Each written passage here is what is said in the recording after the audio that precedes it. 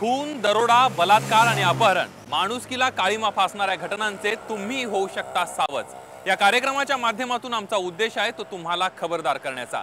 कारण माणुसकीला काळीमा फासणाऱ्या गिधाडांचे चेहरे महिलांपासून ते चिमुरड्यांपर्यंत सर्वांनाच करतायत आपलं सावज, आणि त्याचमुळे होतोय रक्ताच्या नात्यांचा खून। माणुसकीला काळीमा फासणाऱ्या गिधाडांचे चेहरे आम्ही तुमच्यापर्यंत पोहोचवणार आहोत खबरदार मधून। चमचमत्या या मुंबई नगरीमध्ये अनेक जण हरवून जातात आणि याच मुंबई नगरीमध्ये लहान मुलांच्या हरवण्याच्या घटनांमध्ये सुद्धा वाढ झाली आहे। हीच हरवलेली मुलं कधी भीक मागताना तर कधी बाल कामगार म्हणून आढळून येत आहेत। मात्र पोलिसांची भूमिका कुठेतरी फोल होताना दिसते आहे।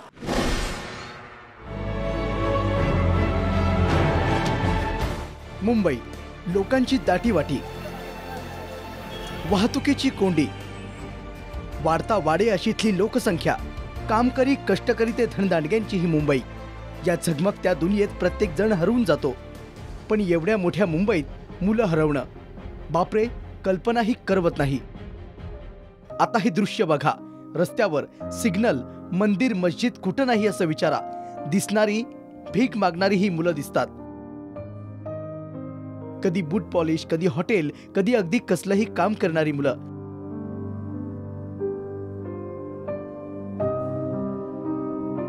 या दोन्ही दृश्यांमध्ये विसंगती जरी असल्या तरी त्यात हरवणं हे त्यातलं लपलेलं फार मोठं रहस्य। पोलिसांच्या तक्रार वहीत हजारोंच्या संख्येनं लहान मुलं हरवल्याच्या घटनांची नोंद आहे। स्टेशन, बाजार, शाळा आणि रस्त्यांच्या कडेला या घटना प्रामुख्याने घडतात। अखेर ही मुलं हरवलेली असतात की चोरी झालेली। सध्या चिमुकल्यांची चोरी करणाऱ्यांची टोळी अशीच आपली सावध शोधतायत। बऱ्याचदा रस्त्यावर संसार थाटणाऱ्या लोकांच्या मुलांच्या चोऱ्या होतात। कोण चोरत असतील मुलं? पुढे काय होतं या मुलांचं? कुठं नेतात या मुलांना? त्यांचं नेमकं होतं तरी काय? या साऱ्या प्रश्नांची उत्तरं बऱ्याचदा अनुत्तरित राहतात। शहरांमधून अशी मानवी तस्करी करणारं रॅकेट कार्यरत असल्याचं अनेकदा समोरही आलंय। वर्षानुवर्षे या कोवळ्या जीवांची खेळलं जातंय।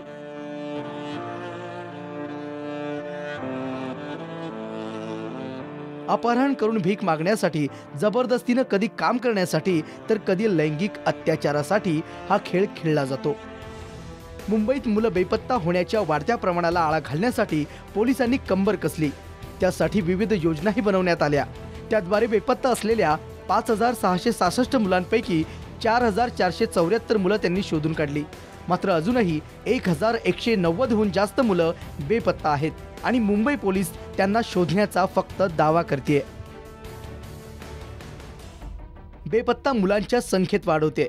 यामध्ये मुलांची संख्या 2013 मध्ये बेपत्ता मुलं 1238 आणि त्यापैकी शोधलेली मुलं 968, तर यापैकी अजून 270 मुलं बेपत्ता आहेत। 2014 मध्ये 1027 मुलांची बेपत्ता होण्याची तक्रार आहे। त्यापैकी 842 मुलांना शोधण्यात पोलिसांना यश आलंय। मात्र 185 मुलं अजूनही बेपत्ता आहेत। 2015 मध्ये 65 मुलांची बेपत्ता झाल्याची नोंद पोलिसात आहे। त्यापैकी 60 मुलांना शोधण्यात पोलिसांना यश आलंय, पण त्यातली 5 मुलं अजूनही बेपत्ताच आहेत। तर मुली गायब होण्याचा आकडाही तसा मोठाच आहे। 2013 मध्ये 1741 मुली बेपत्ता झाल्यात।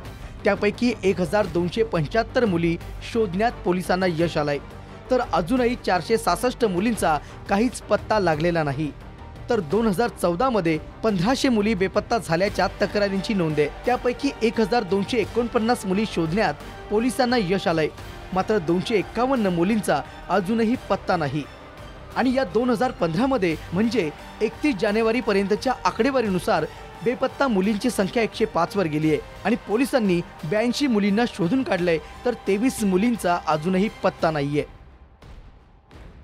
पोलिसांनी यापूर्वी सुरू केलेल्या मोहिमेनुसार यासाठी एक विशेष टीम तयार करण्यात आलेली आहे। त्यामध्ये एक पोलीस ऑफिसर आणि त्यांच्या मदतीला अंमलदार देण्यात आलेले आहेत। याच्यामध्ये 2320 मुलं मिसिंग झाले होते, हरवले होते। तसंच ज्या मुली आहेत ते 3346 मुली मिसिंग झाल्या होत्या। मुलांपैकी 1870 मुलं परत मिळालेली आहेत। मुलींपैकी 2606 मुली परत मिळालेल्या आहेत आणि अशा प्रकारे एकूण 1190 मुलं अजून सापडणं बाकी आहे। त्यांचा शोध कार्य त्यांचं चालू आहे। पोलीस जरी दावा करत असले तरी हरवलेली मुलं शोधण्यात तितकंसं यश त्यांना मिळालेलं नाही. आजही माझा चिमुरडा आला नाही, कोठे गेला असेल असं टाहू फोडणाऱ्या मातांचे अश्रू आजही सुकलेले नाहीत. मुंबईत वांद्रे परिसरात राहणारं अलम खान कुटुंब सप्टेंबर 2010ला रमजान ईद साजरी करण्यासाठी नालासोपाऱ्यात ते नातेवाईकांकडे गेले होते. त्यांची 7 वर्षांची चिमुरडी मुस्कान बिल्डिंग खाली खेळायला गेली, ती पुन्हा कधीच परतली नाही. ईद का दिन था, खेलते हुए बच्ची बाहर उतरी और एकदम से गायब हो गई. आज तक भटक रहे हैं. आधा पूरा हिंदुस्तान घूम लिए लेकिन कहीं भी कोई सुराग नहीं मिला. हिंदुस्तान का बहुत सारा हिस्सा मैंने छान मारा. दिल्ली, गुजरात के बहुत सारे हिस्से, कलकत्ता, हैदराबाद, जाने कहाँ कहाँ मुझे ठीक से याद भी नहीं. महाराष्ट्र का तो कोई भी हिस्सा मैंने छोड़ा नहीं, गुजरात और महाराष्ट्र का. लेकिन हर जगह पोस्टर पम्पलेट लगा करके तलाश में लगे. अपने तौर पे पुलिस तो कुछ करी नहीं हमारे लिए. बस एक गुनाह हो गया है कि गरीब है, गुनाह है जिसकी सज़ा उसके माँ बाप पाल रहे हैं. और क्या बोले हम, वो इसकी जिम्मेदार तो गवर्नमेंट ही है. क्या उसको पता नहीं है कि एक माँ बाप की दर्द, उसका पीड़ा क्या होता है? शायद उसको मालूम नहीं.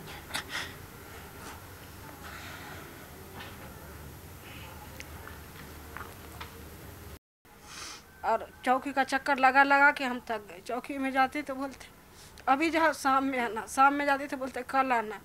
अभी बड़े साहब नहीं है, बड़े साहब अंदर बैठे हुए रहते हैं. मैं कई बार देख चुकी हूँ अपनी नज़र से. तो इसमें मैं क्या समझूंगी कि पुलिस ही वाले के हाथ है. कोर्ट में मैं केस खड़ी, वहाँ भी कोई फ़ायदा नहीं. तारीख पे तारीख, तारीख पे तारीख. अब बंद कर दी या क्या कर दी वो भी पता नहीं. 6 महीने से समझो कोई तारीख ही नहीं हुआ. वहाँ आके सिर्फ बोल देते हैं कि मैं ढूंढ रहा हूँ, तपास चालू. कैसी तपास चालू हो तो मेरे समझ से बाहर है. और कोई अच्छे लोग के बच्चे खोते हैं तो 10 दिन 15 दिन के अंदर में तहलका मचा के मिल जाते हैं. दिन भर वही न्यूज लगा रहता है और दूसरा कोई न्यूज भी लगा नहीं रहता. सारी पुलिस एक ही तरफ हो जाती है कि यही बच्चे को ढूंढना है, ढूंढ के निकाल लेते हैं उन लोग. तो हम लोग गरीब हैं, इसके लिए हम लोग को छोड़ दिए कि जाओ तुम लोग रोज हो के क्या कर लोगे, कुछ भी नहीं कर सकते. अपने घर में रोज हो जाने से मरो या जियो. खूप वेळा पोलीस ठाण्यात चक्रा मारूनही मुलीचा पत्ताच लागला नाही. शेवटी हताश झालेल्या या पित्यानं स्वतःच्या रक्तानं लिहिलेलं पत्र तत्कालीन गृहमंत्री RR पाटील आणि इतर मंत्री महोदय आणि अधिकाऱ्यांना पाठवलं होतं. आता तरी शासन आपल्या मुलीला शोधून काढेल या आशेवर हे संपूर्ण कुटुंब त्या मुलीची वाट पाहत आहेत. मैंने उसको ढूंढा जो है, यहाँ से बॉम्बे से बाहर गया, छत्तीसगढ़ गया, राजस्थान गया, अजमेर गया, दिल्ली गया और हमारे गांव हैदराबाद, करीमनगर, वहाँ पे भी गया. और बम्बई के जितने भी चिल्ड्रन होम्स हैं सब जगह जाके आया मैं. आपके बच्चे के बारे में बताइए कि किस तरह रहता था वो, क्या उसका मतलब व्यवहार कैसा था? अच्छा खासा था. वो किसी से ज़्यादा बातचीत नहीं करता था, अपना पढ़ाई में उसका लगाव रहता था हमेशा. और जो लोग थे जिस पे आपको डाउट आ रहा है वो कौन लोग हैं? वो यहाँ के ही लोग हैं. आपने उनकी शिकायत पुलिस से की थी, तो पुलिस ने उस बारे में क्या कहा? हमने पहले से ही शिकायत की थी कि मुझे और मेरे परिवार को जो है जान का धोखा है. पहले से स्टार्ट से कम से कम नहीं वो तो 3.5 साल नहीं आ रहा है. शुरू से हम बार बार यही कह रहे थे मुझे और मेरे परिवार को धोखा है. मगर उस पर जो है पुलिस ने ध्यान नहीं दिया कि मैं उनको खाली बुला के उनका स्टेटमेंट लिया गया. आलम खान सारखे अनेक कुटुंब आपल्या चिमुरड्यांची वाट बघतायत. आजूबाजूला घडणाऱ्या बलात्काराच्या व लैंगिक अत्याचाराच्या घटना पाहून या कुटुंबाला आपल्या चिमुरडीची भीती वाटते.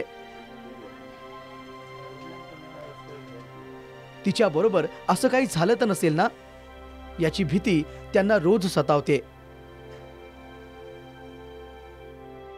उदासीन सरकार आणि टाळाटाळ करणारे पोलीस यामुळे या कुटुंबापुढे वाट बघण्याशिवाय दुसरा कोणता पर्याय उरलेला नाही. आपल्या मुलांची काळजी आपणच घ्यायची आहे. मात्र अशाच काही संशयास्पद घटना दिसल्या तर पुढे होऊन पोलिसांची मदत घ्यावीत. पण अशा घटनांपासून तुम्ही सर्वांनी राहावं खबरदार. विशाल सिंग सह राजू सोनवणे, जय महाराष्ट्र, मुंबई. गुन्हेगारी विश्वातल्या इतरही घटनांवर नजर टाकणार आहोत. मात्र वेळ झाली एका छोट्याशा ब्रेकची. पाहत रहा खबरदार.